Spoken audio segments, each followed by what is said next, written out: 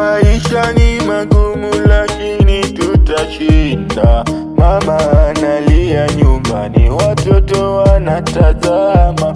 Baba anahangaika kutafuta riziki ya familia. Marafiki wengine wamekata tamaa.